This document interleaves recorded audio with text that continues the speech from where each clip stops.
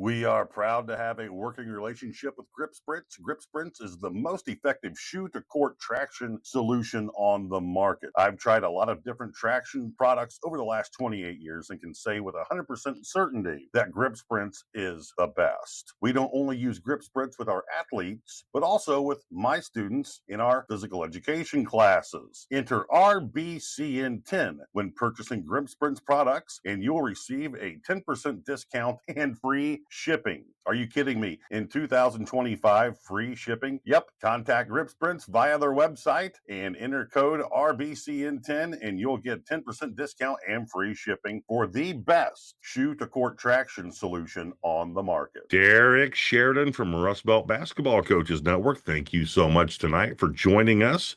We have the founder of Grip Spritz, the ultimate shoe-to-court traction solution for any sport where you're playing on the hardwood. Matt Olen, the founder of Grip Spritz, and he's going to talk to us tonight about the Grip Spritz products. And I can vouch for Grip Spritz because before I even met Matt, we were using Grip Spritz not only with our athletes, but also in our physical. I'm a gym teacher, so also in our physical education classes. So, Matt, thank you so much for joining us this evening in one of our season update coaches show, which is a little bit off kilter because neither one of us are coaching, but we spend an awful lot of time with coaches. So, thank you so much for joining us this evening. Yeah, no, I appreciate you having me on, Derek. And yeah, super excited to kind of tell a little bit about what we do. I know, like you said, this is a network for coaches by coaches. So um, yeah, that's you and me. We might not be coaches, but like you said, that's the language and the world we live in. Absolutely. And I did it for 27 years. So I think we both understand the world of athletics. So Matt, start off here. Just tell us about yourself. Where are you from? What were your interests as a kid? What was your family life like? Tell us about yourself. Yeah. So, I grew up in Parma, Ohio, where we're headquartered today, all of Grip Spritz.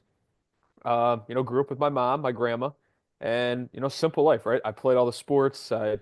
You name a sport, at one point I probably played it, with the exception of maybe tennis. Mm. Um, and just to me, that was how I made friends. That was how stayed out of trouble. That was how you were a kid, right? So growing up in Parma, we have right outside Cleveland, so we are flush with opportunities and leagues and gyms, and you can go anywhere and find a team or organization to get with. So, just grew up. My main two sports ended up being soccer and basketball. Played both those at the travel AAU level. And yeah, I really just kind of rode those into middle school, where eventually I really actually surprisingly to what I'm doing now, soccer kind of took over. It was what I was a lot better at, a lot more comfortable with. Um, but basketball always kind of stayed there. I actually ended up not playing basketball my freshman year. Kind of just lost the love, the passion for the game. And sophomore year came back around. I was back into it. Junior year, back into it. And then kind of got, fully dove back into basketball at the high school level. Um, yeah, and then, at the end of the day, I was thinking soccer at the college level, and for once said, I want to be a normal student, right? I don't want to be practice to bus to school to homework. I was tired of it, so I said, give it all up. And I went to John Carroll, double major in finance and economics. Graduated in 2018, and getting out of the car one day, I ran into Tom, and the rest is history. I was actually on my way to accept a job in music in Los Angeles. Um, well, the stars aligned, and me and Tom recrossed paths from when I was a kid, and here we are, 5 years later. Tell us about your journey. I mean, what was the birth of the concept of Grip Spritz? Yeah, so this is funny. Me and Tom were on the phone this morning. We actually joked about this. I'm technically not the founder. Tom is the founder. He started this in 2011 when I was still in middle school. So he started this for golf. Used it for golf grips, kind of a way to avoid consistently regripping your clubs, right? He went through that for probably 3, 4 years. And the most I knew Tom as a kid was he had a dog named Dave that was the size of the apartment I live in now, and Hmm. he would walk it around the block, right? And I would always be in the driveway playing basketball, me and my friends. And it was a high at most. You're a little kid, you try to not make eye contact with adults. Um, and that was the most I knew about him. And then one day our mailman was like, "Hey, that guy around the corner invented this stuff. The PGA's using it, whole thing." And you're like 12, 13, 14. You're like, "Oh my God, my neighbor's a millionaire. This is awesome." So he did that for 3, 4 years. About 2014, I think he started to switch a little bit into baseball and softball. Golf market kind of, there's so few golfers that play at a serious level. You're either playing it serious enough where you're regripping, or you're playing like how I golf, drinking with some buddies, trying not to swing the club under 100 times. That's the goal, right? Mm-hmm. So he kind of switched that market into baseball, softball, and the big thing there was consumption rate, right? Like kids are only batting 3 times a game. So a bottle's lasting them multiple years. So I think it had to be 2018 at that point. He's 7, 8 years into it, and he was walking by. I said, "Hey, I was getting out of my car. I'm 22 years old at this point." He said, "Hey, you played basketball a good bit, right? Like I always saw in your driveway." And I said, "Yeah." He said, "I'm trying to do this thing for basketball. I think I don't really know. Take a bottle, see what you think." So at that point, a lot of my buddies were coaches here in Northeast Ohio. We had open gym time. We'd go up there and, sure enough, testing out my shoes, testing everyone's shoes, and we're all kind of like, okay, this is solid. When you did it on the main court, it was great. And then we went into like either someone had an open gym or something that was actually, pertinent to the high school. So we got kicked to the aux gym as a bunch of 22, 23-year-olds. And aux gyms are aux gyms, right? And we put our shoes there and we're like, okay, this is legit, right? So I went back to him and he was looking for marketing help. And I remember I'd taken one marketing class in my 4 years of college, and I told him straight up, I'm not a marketing guy, but I'm 22. I know how to work social media. I'll just do it for you. Let's do this. So, we probably did that for about a year, really kind of just testing it out and seeing what we could do at the youth level, right? How much of an opening there was, and we still had some connections from when I played. I'm sure a lot of coaches anywhere in Ohio are familiar with Smack and Tucker Neal.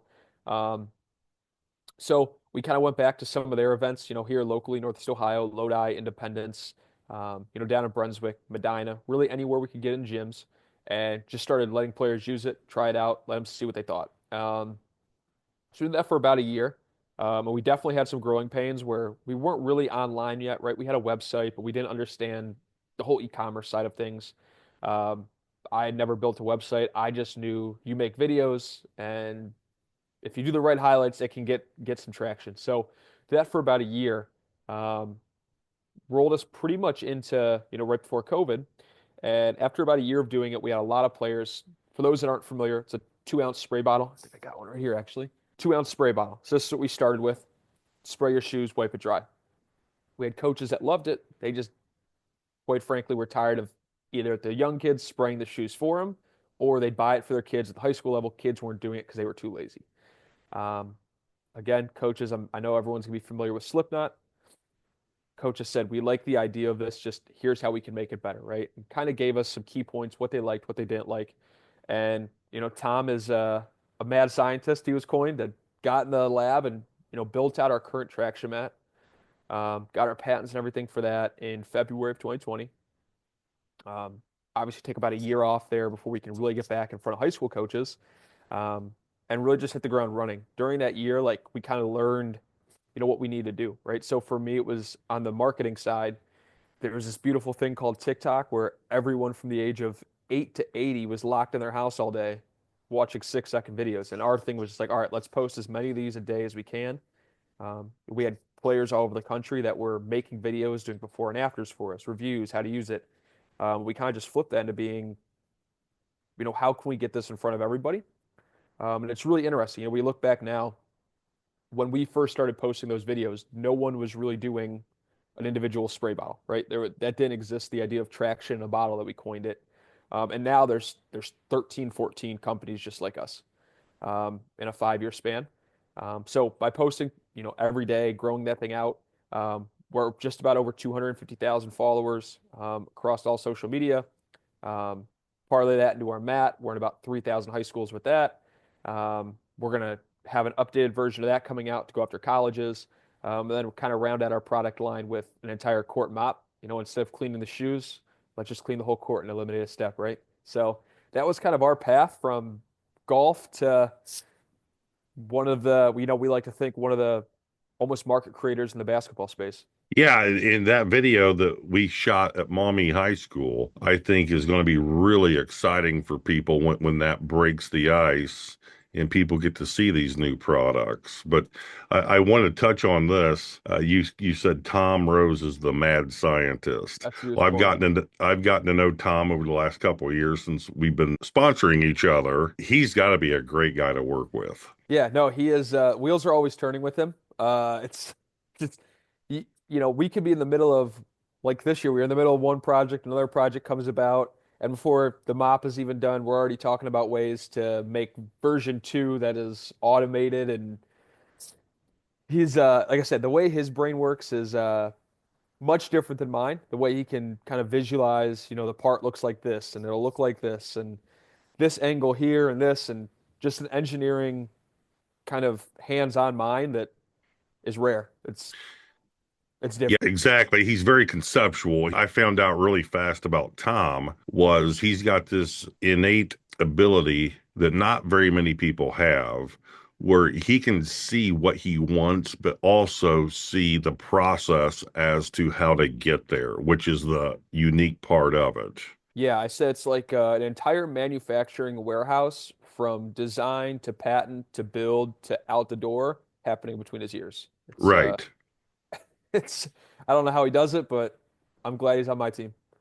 Exactly. He's a really unique guy. Tom and I, when we first got to know each other and we started talking, he drove over here to Northwest Ohio and we watched Bowling Green State University practice together. And I got to know him a lot that day. And he's been a mommy twice since then where I teach. But yeah, he has a mind that is like a stopwatch. It only stops when you make it stop.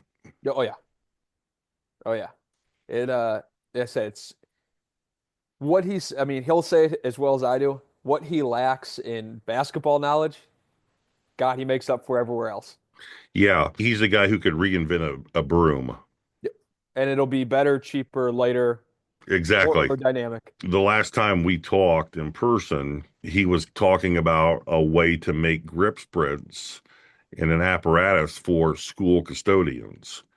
And I thought, that is absolutely golden because with the cutbacks in public education financially, that is something that will take off like wildfire because custodians need every second of the day they have, and anything they can have that saves them time is going to be huge. Yeah, and I think one of the things, whether it's, that mop, even on just the basketball side before you even jump into janitorial or, Slipknot kind of reinventing that market, we kind of got lucky that when we came out with this initial spray that was, such a new concept, things that were out there like, Court Cleaner, Slipknot have been around longer than I've been alive.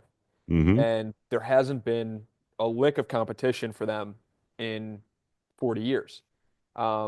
Where they kind of rest on their laurels, right? Like if you go, you're never gonna see a Court Clean TikTok video or a Slipknot Facebook post. Like they don't do anything anymore. Um, and we had so many coaches that when we were coming up with this idea, they were the first ones to tell us, we like this about it, but we don't like ABC. We're like, okay, that's easy for us to build out. Where then it gave Tom, whose mind is working like a gear shift, okay, make sure these three things are in there.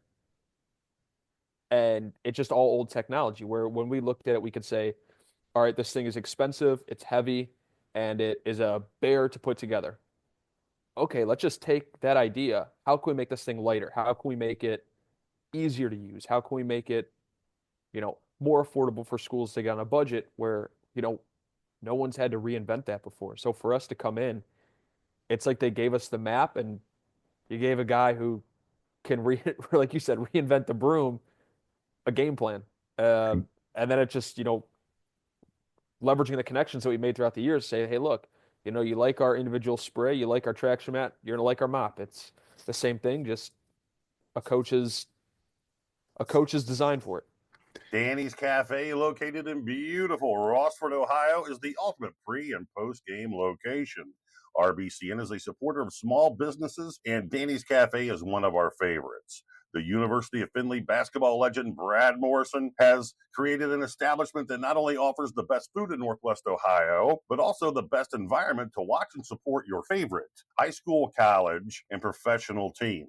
The only place I've ever seen with more flat screen TVs is Costco. Plus, the service at Danny's is unreal. If you're looking for a clean, friendly, and upbeat place to hang out and enjoy life for a while, check out Danny's Cafe, located directly across the street from Rossford High School. One of the many things about the new products you have coming out, they're easier to store as well, because some of the products that you've aforementioned, you have to store them a certain way or they get warped. And that's a big issue. A lot of the schools I coached at, our storage capacities, our storage rooms are small and they're used by every sport. And as you said, lighter's huge. Yeah, because I know a lot of times, I mean, I know when I was playing, it was either a coach who really didn't want to do it, or you're throwing it on the 13-year-old, 14-year-old freshman.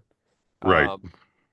Those are the two people who get stuck cleaning courts. I cleaned our court before every practice. That was one of the things I took pride in. And if I would have had that newer technology, it would have made my life easier. The other thing with even with like you're talking about your bottle, when you're talking about like the mat for the slip knot, someone has to be in charge of carrying that onto the bus or get it out for the freshman game, because in Ohio we play triple headers, and remembering all those things. And plus you run out of the sticky pads. Well, it's a very expensive ordeal to get those reordered.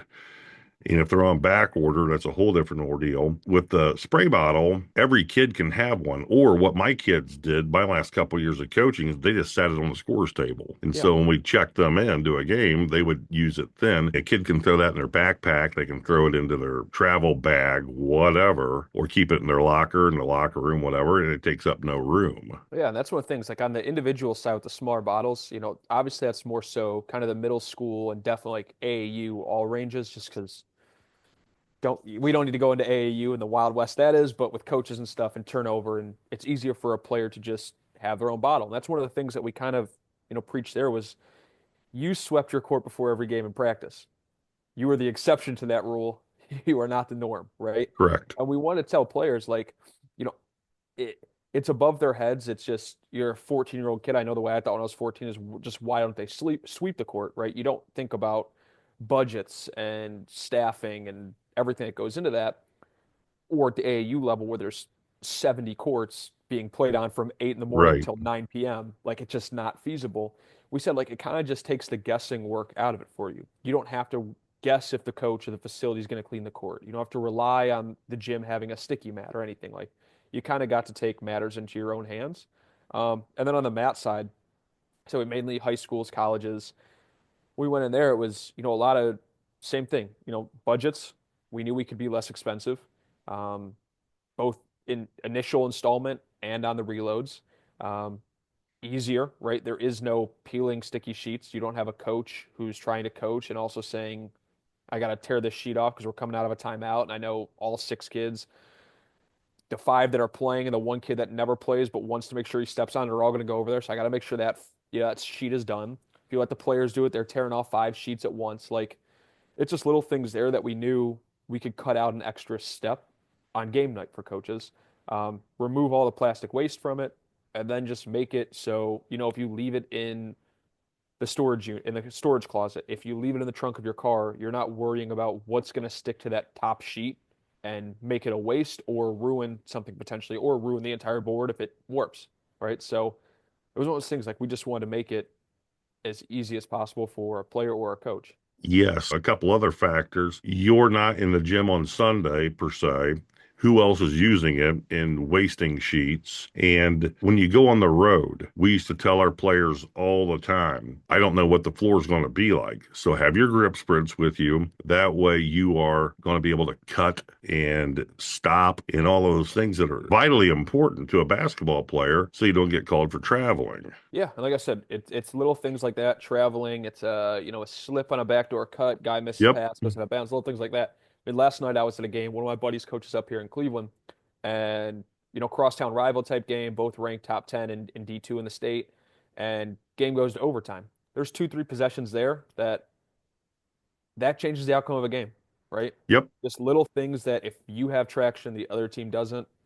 Little things. Exactly. And it's something that the players can take care of themselves and not put the onus on the coach. Or the budget on the school or anything Oh, like that. It's exactly. one of those things you can have that you might play, Tuesdays, Fridays here in Ohio. You might spray your shoes Thursday night after practice. They're good to go Friday. You don't need to bring that bottle with you. We found it to be not only a great apparatus for us to use, but it was also such a money saver because one thing about public education and probably school-based athletics by large that no one will disagree with is everyone's budgets are getting cut drastically. So anything you can find that saves money but is not only just as effective but more effective is a huge win-win for everybody involved. I mean, yeah, you've never heard any business, whether that's a school, business person, say, I have too much money to spend this year.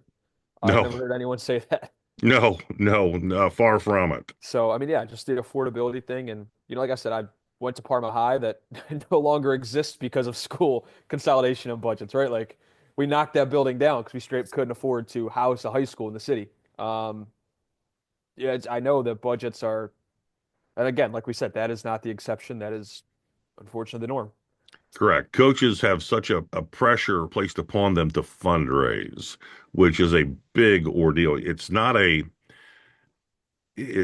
small ordeal. It's a big ordeal. High school coaches have to fundraise, and the good high school coaches out there, when they fundraise, they're not just fundraising for their freshman, junior varsity, and varsity team. They're also fundraising for their junior high teams and their younger players or younger teams who compete in, their younger travel teams, their feeder program teams. And when you can save a lot of money by using Grip Spritz to supply all of these teams versus having to buy every team their own, like as you said, slip knot mat, you end up with 8 of those slip Yeah. knots. That's a huge expense. Yeah, and like I said, I think that also just, at a grander scale, like you said, if you have more money to work on your junior high team, your youth organization, I'm sure it's no different in Northwest Ohio than it is in Northeast Ohio. If you look at a community that is a good high school program, they have a good youth program from the second they pick it up in first grade on. So if you have a coach who can do that without the headaches of having to fundraise to do that, you're building a better program. Correct. And with the fundraising aspect, if a minimal part of that fundraising goes to shoe to court traction, those things like that a lot of people would consider menial, which aren't menial at all. It's a huge part of the game that is so beneficial to a program. Yeah, I mean, I think if you just take out, 5, 6, 7, 8, a dozen menial things, it's a major cost saving. Yeah, it's no It different. adds up. Exactly. It's no different than, you're a head coach and you're saying, okay, I got to get basketballs for my junior high, my freshman, my junior varsity, and the varsity. And an OHSAA sanctioned basketball costs upward of $60. Well, okay, do I want to buy these guys or gals basketballs that aren't that quality? Well, in the long run, they don't hold air as long. They start to rip and tear. There's a lot of expenses, as you've mentioned, that civilians on the outside don't see. Yeah. Yeah, it's nothing cheap about high school athletics. No, nothing at all. It's a very expensive endeavor. Every program is relying on not only your fundraising, but also putting behinds in seats, which is extremely difficult to do now because people have so many other options now. And getting people to go to games, I'm talking about parents whose kids graduated in 2013 per se. You still want them to be involved. Well, getting them into the gym to watch games is very difficult. And it's just basic mathematics. The more people who come to a game, the less you have to fundraise. Well, getting people into a gym to watch a game who aren't directly involved with a kid who's playing is very difficult. Yeah, and I know especially, I know it's kind of the old adage, right? Like you think about Texas high school sports, like small towns shut down for it. For us, like you're a suburb of Cleveland, a Friday night, like you're competing with a lot of things, right? We're the exact opposite. There's a million other things to do. Exactly. You're competing with Netflix. You're competing with a lot of different things. Whereas, 20 years ago, your high Yeah. school team was the show, unless you lived in a city where you had universities where, you could attend their events. Look at the price of a university ticket versus a high school ticket. It's a no-brainer. The high schools have to have people attend games to make them relevant. And it is extremely difficult to get your community to attend games. And I know a lot of people don't look at it this way, but it is the truth. If you're coaching a team when you're rebuilding and you might not be racking up the wins, then it's real hard to get people into the gym. So those are a lot of things that people don't understand on the outside world. And when you have a mechanism such as Grip Spritz that allows you to save money and have even a more quality product, it's absolutely huge to coaches. Yeah, like I said, we try and just be one small cog and the big motor of things, and we can make it easier and cut an expense somewhere. Then we're doing our part. Absolutely. And you're doing it well. I know you've touched on this a little bit, but take a little bit of time here, Matt, and tell us about your new products and also, and I know we're both very new into this industry, a highly competitive industry. Tell us about your new products that are on the horizon and also what your long-term goals are for Grip Spritz. Yeah. So I mean, the first thing kind of was a natural progression, right? We have our traction mat that's out there, and it's, you know, you have one. Obviously, we post about it a lot. It is, very straightforward. It's a traction mat, right? It's black with our logo on it. That's all it is. And 2022, we went down to the Final Four for men down New Orleans, and we kind of got our first taste of a college audience. And a lot of the things that we, preach, right, is it's gonna be more affordable for you. It's gonna be lighter weight for versus traveling with it. There's gonna be no in-game maintenance, right? You're not peeling sheets all game. You're doing none of that stuff. And it was at the high school level, that was easy. It made sense for them. When we got to the college level at the Final Four, the coaches said, hey, look, right, I got a Dobo that's gonna has three assistants himself. He's in charge of, carrying this thing and peeling the sheets off. And our gyms are cleaned daily. No one's touching it but us. And, $150 saved is not, really even a drop in the bucket at the college level, right? So we kind of listened through what they wanted in a product, similar to what we did when we first bid out our traction mat. And the big thing was, customization, a hard shell that kind of made it, a little more heavy duty.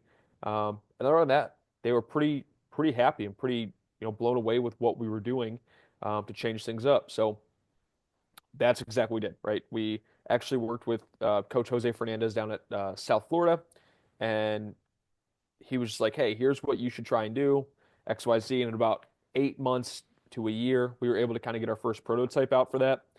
Um, and that's going to be something we're hoping to roll out here before summer. Um, we have a lot of colleges interested. It's mainly D1.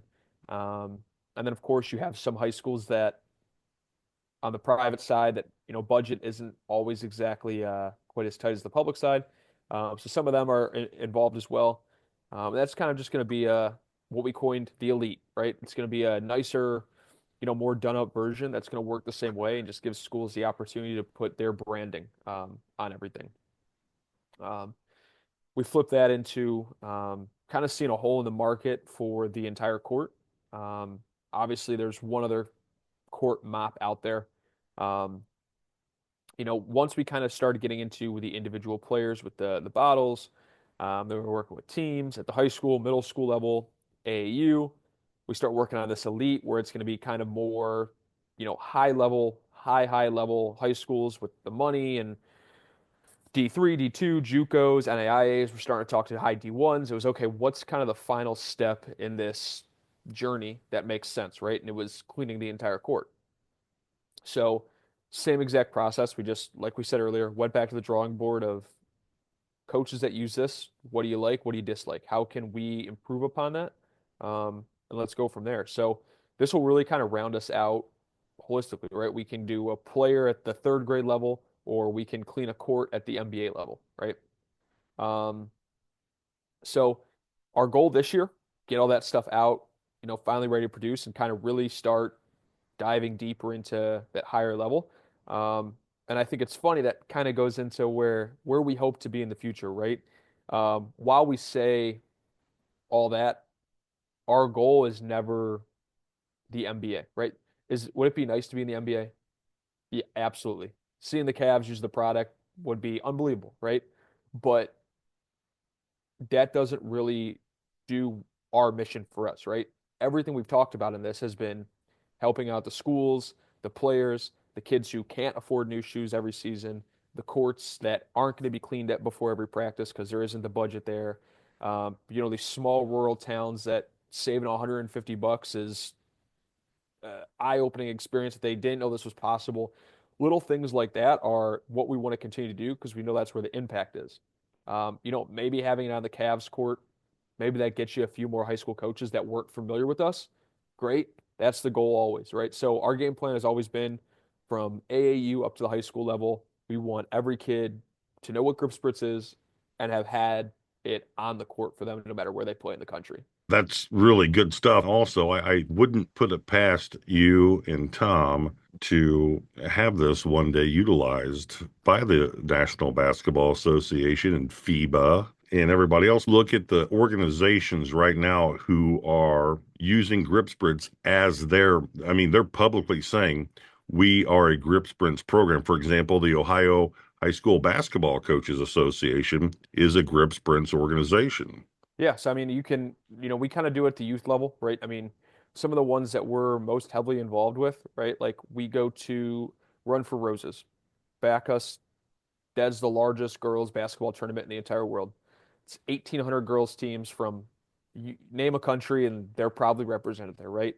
Shoes there. We go to Southern California every year, where 150 of the best basketball players from across 40 countries come to LA to compete head to head. Our products are utilized there. Then you get to the high school level. It's Washington High School Basketball Coaches Association, North Carolina basketball, Ohio basketball, and now finally the national organization backed us as well.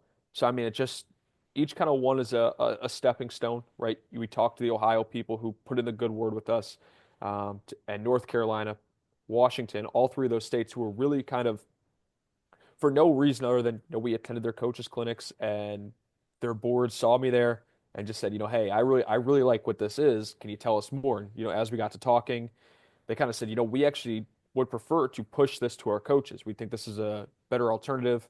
Um, not to be the dead horse of everything that kind of goes into it.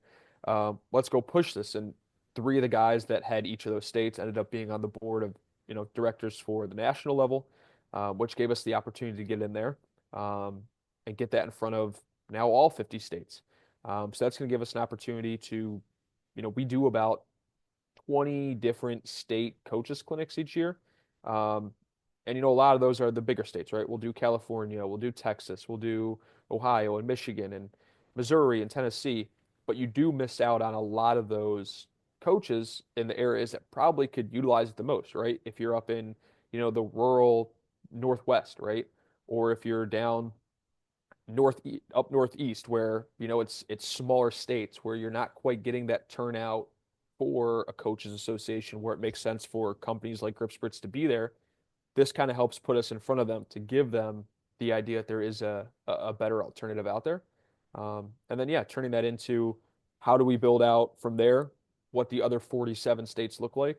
Once they get an opportunity to try it and see what they think on their own feet, on their own court. Yes, you just kind of beat me to the chase for my next topic for you is you travel a lot. I know you're very popular at the IBCA, which is the biggest coaches clinic for high school coaches in America, the Indiana Basketball Coaches Association. So you and Tom are all over the place.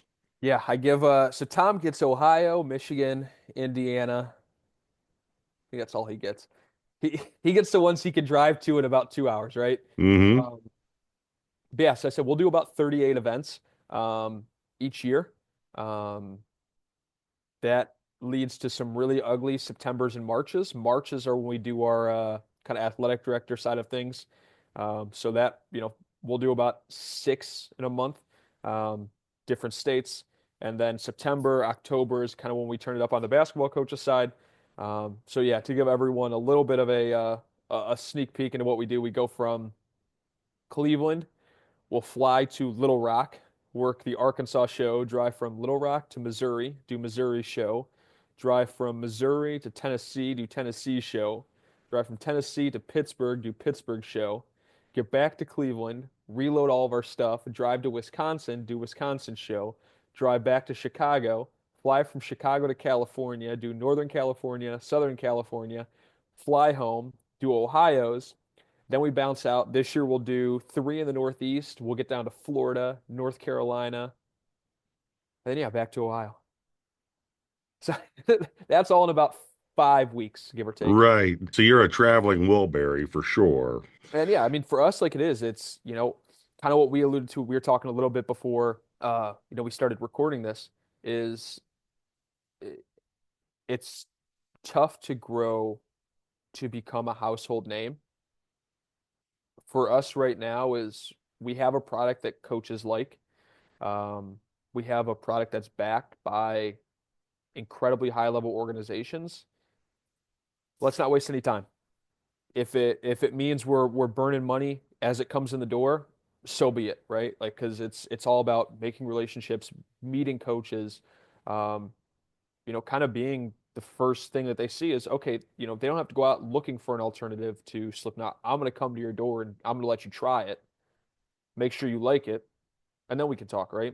So our thing was just go out and blaze a trail to every gym as quickly and as effectively as possible, and make sure that now when we come out with a product like our Elite Mat or when we come out with our mop, we have thousands of coaches who already know us, who already use it, that we can just say, hey, by the way, here's this new thing, might be beneficial to your program, and they've already met me, they've already tried the product, and they already kind of can vouch for us or know someone who will, and it kind of becomes a no-brainer. So for us, it was just full speed, right? Just crank that thing until you couldn't anymore. We're gonna keep doing that until we can't anymore. Well, you guys most certainly, most certainly work at it. So I know I'll get a question about this. So let's just go ahead and cut this off. So it's already answered. So for those of you who don't know, Matt, how do people order Grip Spritz? And I might add that Rustbelt Basketball does have a discount code for Grip Spritz. So how do people order your products? So we try and be as easy as possible, right? On the traction mat side, our website is probably the easiest, right? Gripspritz.com, super straightforward. Um, Schools that are set up through Amazon with their, tax exempt, all that fun stuff, it's on there as well, same price, so you'll get it as there as well. And then kind of similar to what we just said about being everywhere, when we get down to the individual bottle side, we're on Amazon. We're like the number one basketball product on there. Obviously, our website, TikTok shop. We're on Walmart.com. We are on Etsy. We're on eBay. We have a couple other coaching, kind of magazines like Anthem Sports and Toledo Physical Education Supply. We're starting to kind of build out our wholesale side.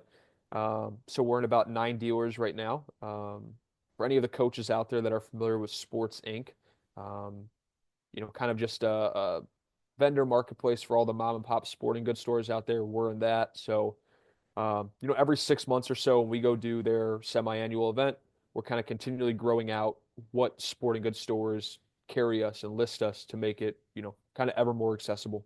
That's great. Being somebody who has used your products for several years, I think it's also important that people understand that I still teach physical education classes full time. We don't only use grip sprints for, now that I'm not a head coach anymore, for the students we give individual lessons to. And we have team camps that'll be coming up soon for Rust Belt, which we'll use grip sprints for, obviously. But we also use grip sprints in our PE classes. My afternoon is for back-to-back classes with no time in between. So I don't have time to mop the floor. When I say mop, I'm talking about dust mopping. It's not a wet mop, it's a dust mop. I don't have time to dust mop the floor between classes. So I have bottles of Grip Spritz available for our students, and they use the bottles, and it's been super for our gym classes. Yeah, like I said, our main focus is obviously basketball, right? We are growing a little bit on the volleyball side, Hmm. but we always do say it's any court sport, right? You could do pickleball, racquetball, indoor tennis. We have people using it for fencing. We have people using it for badminton, indoor soccer. Um, kind of a array of things. And kind of one of the one that's grown the most quickly has been wrestling as well. So Hmm. yeah, we kind of say it's our focus is our focus, right? We know that we're the most apt and where we have the best connections and kind of where that market's at. But yeah, it's an odd thing of seeing videos we'll post on the social medias that we'll get comments from kids and sports from everywhere across the world of doesn't work for this, doesn't work for this. And kind of yeah, the long answer short is just any sport court. And with the growth of pickleball, that's going to be huge for you because pickleball is exploding. Well, people that come up to us, like I was referencing with Sports Inc., where they're kind of kind of a sporting good dealer, and we'll have dealers who'll come up and be like, "Hey, can I just actually get this? I have a bunch of pickleball players in my area, and upstate New York.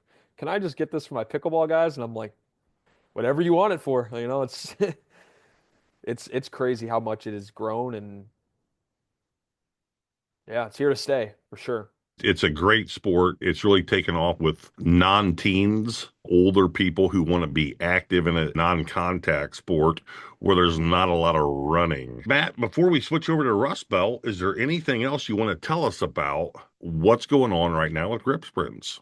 No, I think you nailed it, man. You got me all the good questions to make it easy on me. So we're a pretty straightforward company, right? We're gonna give you better grip on your shoes, and we're gonna try and meet you there. We're gonna meet you at the gym. The way I like to phrase things when I'm talking to a group, because I'm still the clinic director for Northwest Ohio Basketball Coaches Association, or if I'm talking to any basketball coaches, it is the ultimate shoe to court traction solution. And I use those words carefully because that's exactly what it is. Yeah, like I said, we want to be kind of following that path of where our products are taking us. Is whether that's something you're applying to the shoe, or something you're going to be applying directly to the court. It's the fix, right? If It it's a is. dusty court, if it's going to clean the dusty court, if it's whatever the case may be, it's going to be able to help you out. Yes, and as you said, Dusty Court, my last four classes, I teach two classes in the morning and then four straight classes in the afternoon. At the end of the day, I can see the tracks from the kids who had put grip sprints on their shoes. It's usually probably right on the colored baseline or sideline. Yep. I see them best there.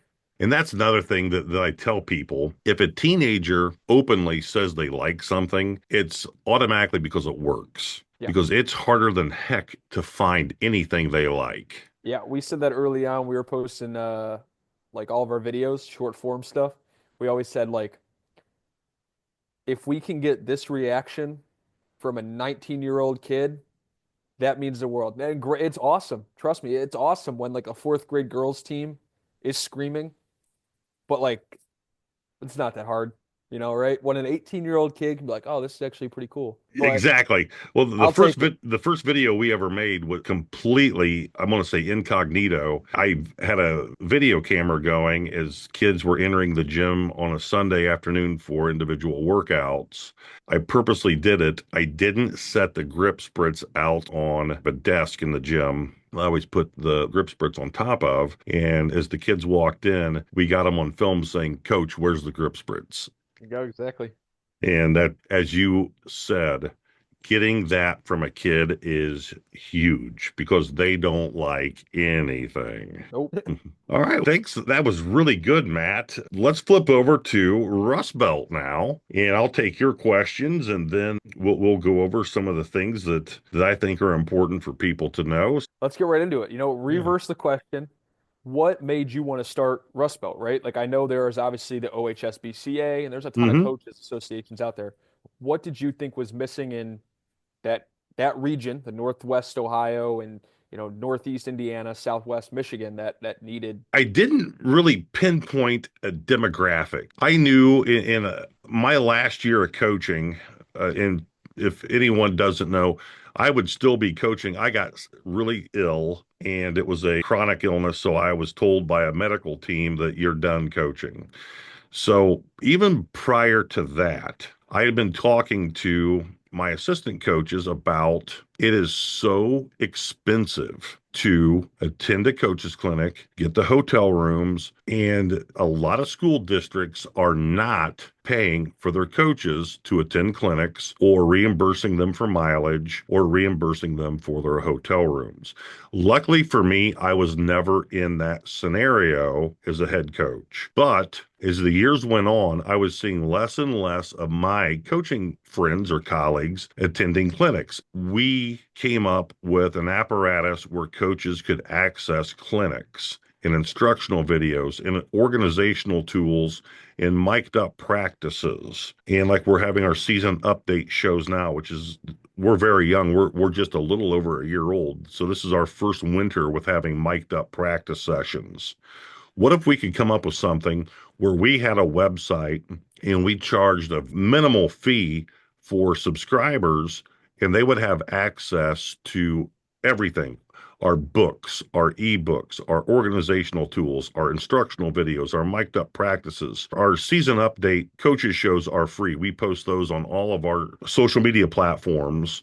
And we also have another free program we post that's called Back to the Drawing Board. And those will always be free. But we said, what could we do here to help coaches who are in school districts or those coaches who they're young, they've got 3 kids at home, and there is no way their wife is going to let them out of the house for a weekend, and she is going to get stuck with all 3 kids. So that's where the wheels started turning for us. And luckily for me, as a head coach and as an assistant coach, I've been in 2 different states. Indiana, I'm from northern Indiana, and I played high school ball and college basketball in northern Indiana and junior college in the state of Michigan. And so I had a lot of contacts over the years. And we thought, okay, if we could put something together that was very affordable for coaches, but here's the deal, and you know this as well, if not better than anybody, we wanted affordability but also an extreme quality in production. We didn't want coaches to have to pay $50 for one instructional video. We wanted to provide the coaching community with a wide array of instructional videos, mic'd up practices, organizational tools, which are documents in our organizational tools. If you subscribe to our website, we also have that conjoined to a Google Classroom.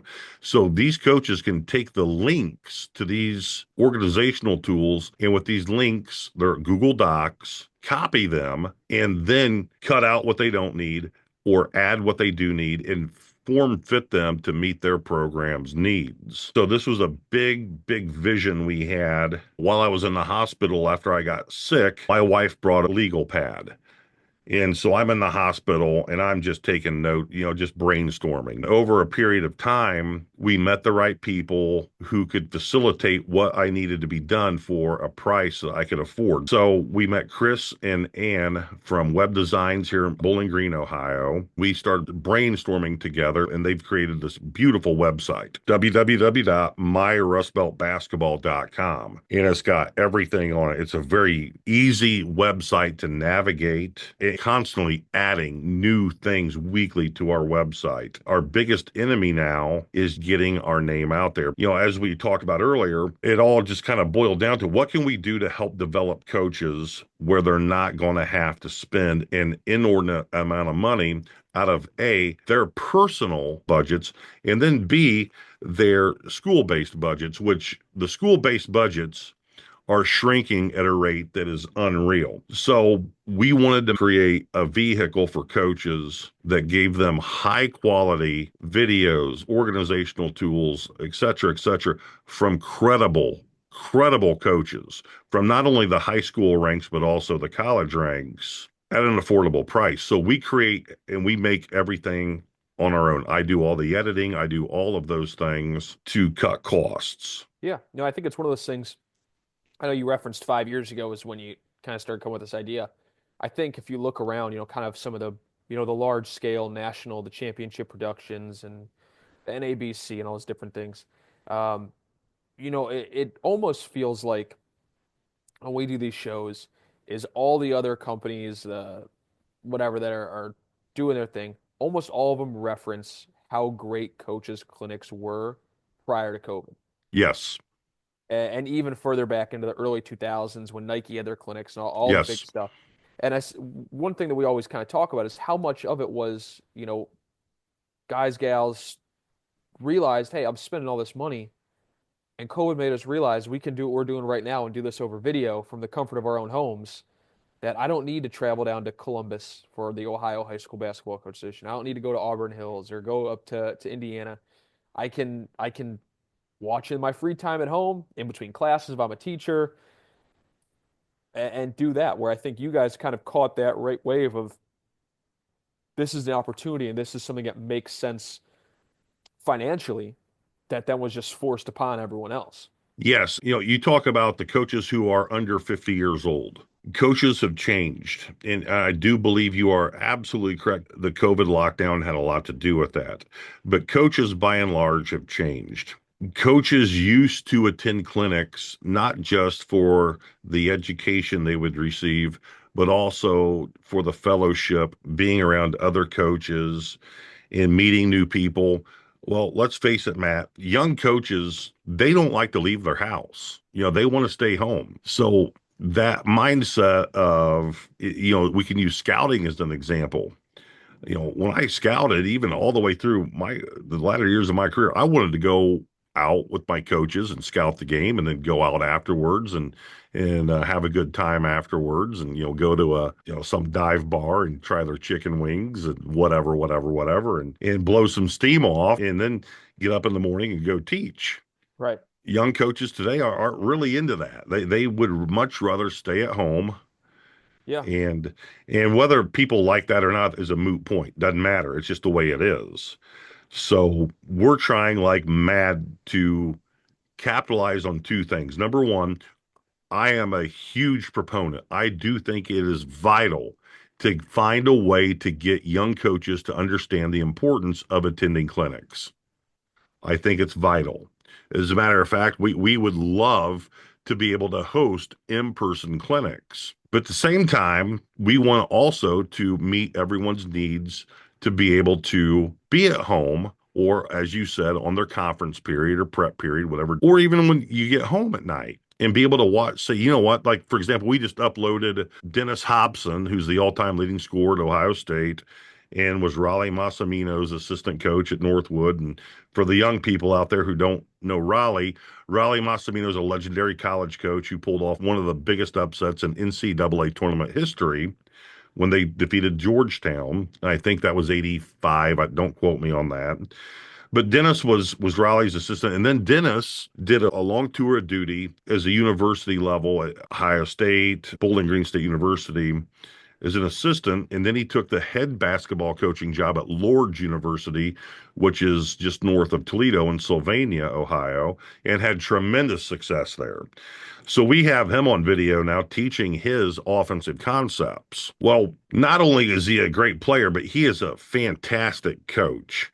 And in this video, he goes through step by step by step, and he did a great job of answering questions from the people in attendance in this on the court clinic. And we have a lot of videos like that from coaches like Dennis, not only at the college level, but also at the high school level. And another thing we're trying to change like mad the perception of is there's a lot of times, Matt, where high school coaches can benefit the most from listening to other high school coaches. And a big misconception in our line of work, especially when we're talking about the public schools, is this. Coaches will say, well, yeah, they got players. And again, I'm really talking about the public schools now. And my counter to that is you are correct, but who developed them?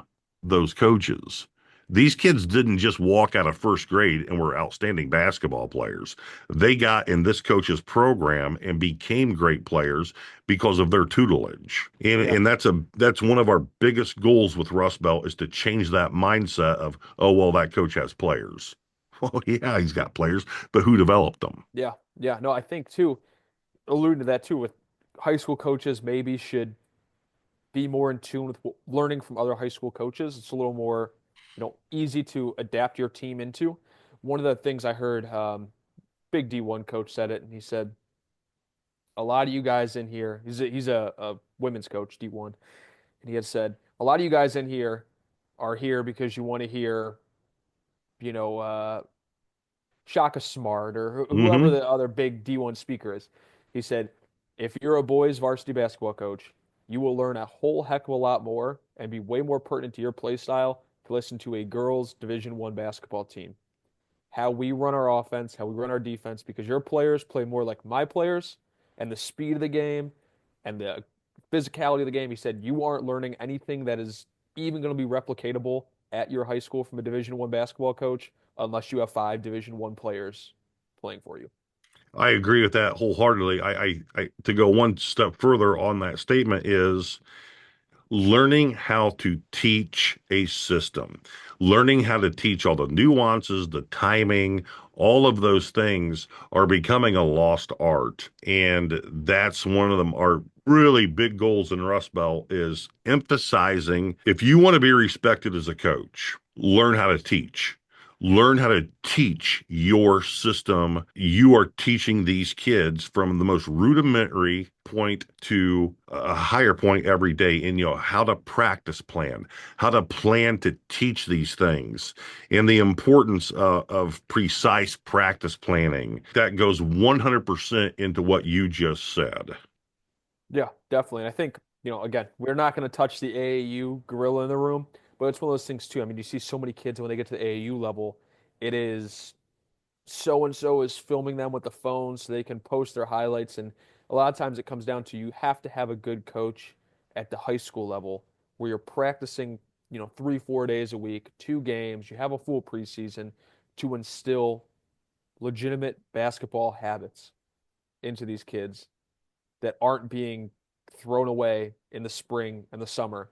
So when you get them back in the fall and the early winter, you have a system that you can fall back into, and these kids know how to operate and how to develop their talent. Yes, also we do a lot of things with how to be a good teammate.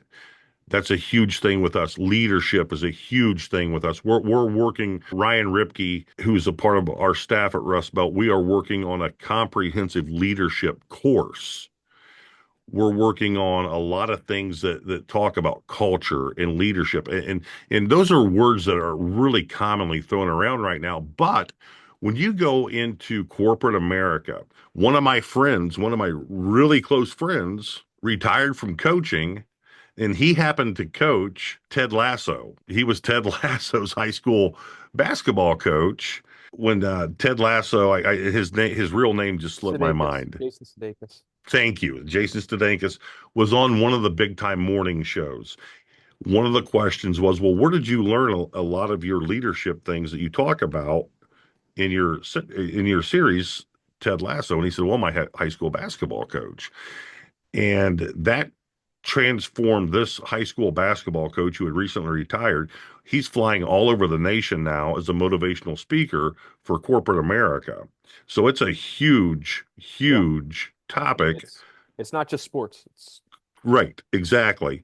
And so we're spending a lot of we're in a process now of coming up with a big leadership thing, a culture thing, where it's not just a box to check off, where it matters, where it's something you're doing as a coach that's transformative for your players. Going back to what you said about AAU, another thing we talk about a lot is valuing competition. It shouldn't be just natural to get beat. There should be some ramifications for that, and people misunderstand when I say that a lot. I'm not talking about putting their tail ends on the line and running their tails off. I'm talking about, okay, I just missed an opportunity to check off a box for one of my goals as a player or as a team. Why? Where do we go from here? And that's the big separator between AAU and school-based athletics. Because, Definitely. in AAU, you've got to go get a drink of water and eat a couple bananas and rest because you're going to play again in 35 minutes. Right. Well, in high school basketball, those scores are in your local paper, they're on your local news, and your conference standings come out every other week in the paper. It matters. We are not anti-AAU. We are not. We want AAU coaches to subscribe to our stuff and watch our stuff and learn from it, but we just want it out there that we do understand that there is a difference between school-based athletics and AAU or travel team or whatever. AAU could probably benefit from you guys more because you are blending so many cultures, so many programs, so many ways of coaching, right? I mean, you got two kids max from each school. Hmm. If you're out of the Toledo area, you're going to have five, six different schools on your roster of different coaching styles, of different practice styles, of different play styles. So, AAU coaches almost could probably benefit from what you guys do the most because you're having to blend and either reinforce good habits or break bad habits that kids are picking up during the school season, depending on what their coach is. And that's one of the things I saw on your guys' website that, obviously not ever we a lot of people do the kind of film coach breakdown, but one thing that you guys do that I really like that I haven't seen anywhere else is the in-person consultations for Hmm. practices. Where I think, whether that's AAU or the high school level, that gives like a real opportunity to get hands-on immediate feedback that is way more pertinent than watching a video or reading about a practice. I'm glad you brought that up, Matt, because the interesting thing is we thought when we started the consultations, we would have a ton of younger coaches, and we have a couple, maybe a handful. The people who have reached out for us and said, "Hey, I'd like help with this," are all coaches who are extreme hardened veterans and who are all ultra successful. And that really surprised me because I thought when we started that we would have a ton of junior high coaches or feeder program coaches, the Yep. guys and gals who are coaching the elementary kids or junior varsity or freshman coaches, and we do have a couple of those. But by and large, I would say 75% of the people who fall into that category who we work with are all, and again, not only hardened, seasoned veterans from both boys and girls, but also extremely successful. It is crazy. One of the people we work with has won a gazillion games, and he knows more basketball then it's crazy. Yeah. I mean, I'm sure it's one of those things that coaches who are that good got that good for a reason, right? They continually are investing in making themselves a better coach and learning. And, um, you know, it says the biggest thing in the world is just continually learning, right? Like it Correct. is, And you don't know right, what you don't know. And one of the guys who we're working with has won over 400 games, over 400 games. And it is really neat to talk to these guys. But the thing about them that is overwhelmingly refreshing is if it's the old airplane adage, or I should say jet airplane adage, where you board the plane and you sit down and the person next to you, by the time you get off the plane, they know everything about you. And as you're walking down the aisleway off the plane, someone says, "Oh my gosh, you were sitting next to Rick Majerus." right. Who? Oh, that guy's a Hall of Fame basketball coach. Oh my gosh, well, he never said anything about that. That's one of the commonalities those guys and gals have. Yeah. It's just kind of a natural inquisitive mind of, hey, maybe I won't get anything from this, but having someone come in and help my program, like it can only help. We're really working our tails off to become a household name, if you will, in the basketball marketing niche. And the one thing we stand on is we don't want coaches to look at our stuff and say, "Oh my gosh, I can join Rustbelt basketball for a year for $40. Well, then it must be second rate or third rate stuff." That's not the case. We did that on purpose. We want it to be affordable, and it is high quality. I mean, we talked about Dennis Hobson. I've got Washington State's coaching staff. We have stuff from not only college level but high school level. Brooks Miller at Trine University, whose team just won the Division III men's national championship last year. We've got several videos from him. So it's high quality stuff, but we produce it all ourselves. None of this stuff we're sending out and having a second party produce these things. We're doing it all of ourselves to make that cost viable for not only coaches' school-based budgets, but also their personal budgets. Right. I think it's one of those things that in order for coaches, the younger coaches you were talking about, if you want to get them to the clinics, to, kind of the bigger scale things where they're doing more of the networking, it starts with seeing value in something like Rustbelt and saying, okay, this is worth the investment to further my coaching knowledge and grow, kind of what I do with my team to say, okay, if I got this value, through a video, maybe it makes sense to have you guys come in and do some consulting, or, maybe it makes sense for me to get down to Columbus and see what the Ohio State teams do and, the Xaviers and the, you name it. Right, right. You start to see the value, after, maybe a year, 2 years, 2 seasons working with you guys. Okay, I understand where the value is coming from, and I see the improvements where it makes sense to dive even deeper. Two of our clients are in the same league, and that was a kind of a hot topic and I understand 100% for one of the coaches. And I told him, I will never in a million years divulge anything. That would be so unprofessional and unethical. Never. We have scenarios like that where, again, we go back to the only way anyone is going to know you're working with us is if you tell them, because we're not. Right. Right. Yeah, no, I think you guys are doing kind of that perfect middle ground work of trying to bridge the people who do no clinics, Yep. getting them to clinics. And I think you're also going to have the people that do clinics that just say, I want more, right? I want to Right. continue to learn and grow. And it's on your own time at an affordable price. It's a no-brainer. I appreciate that. I sure appreciate. Unless do you have any more questions for me about No, Rust Belt? I was going to give you the floor of anything you hadn't had a chance to say. Let us know. I think we've covered everything. I have such a passion now that I'm not a head coach or coaching at any level for helping other coaches. That the whole baseline or bedrock of what we do. We want to help coaches. And we do help players, obviously, with our individual lessons and things like that. I told one guy just a couple weeks ago, he said, I remember I saw you at a clinic where the topic was flex offense. And we always ran blocker mover. We had a couple years where we ran Princeton, but he said, why in the world would a guy who runs blocker mover attend a clinic where the three speakers were talking about flex and sets in the flex? I said, hey, I can find anything. If I can find anything, no matter what the title of the offense or the structure of the clinic is, that benefits my program, I'm going to be there. I can take something that this individual is talking about flex offense, and if it's something that we can utilize in our blocker mover, I'm in. It used to be the old adage When in you get a coaching. guy,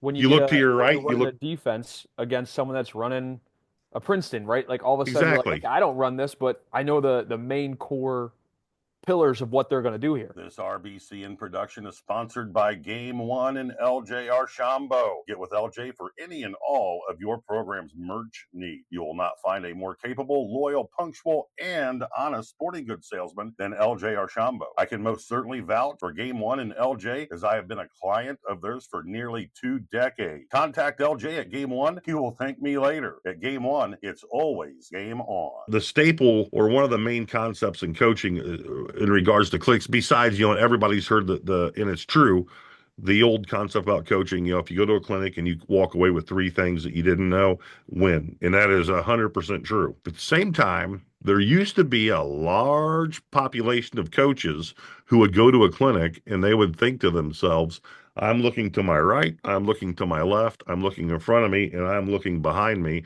and I don't see anybody here who we play. That's a win for us. Well, Matt, I sure appreciate your time tonight, and I sure appreciate your support that you've given our new coaching network, Rustbelt Likewise, Basketball. likewise. Anything we can do to help, we're all in, and I think you guys, hopefully, you're going to get on the road this year. We'll probably see it in Indiana, hopefully Yes. Michigan, Ohio, Yep. hopefully Wisconsin. So I know you guys can Yes. start growing that out because those are ones Yep. that we're at every year. Yeah. I got a handful of years left until I can retire.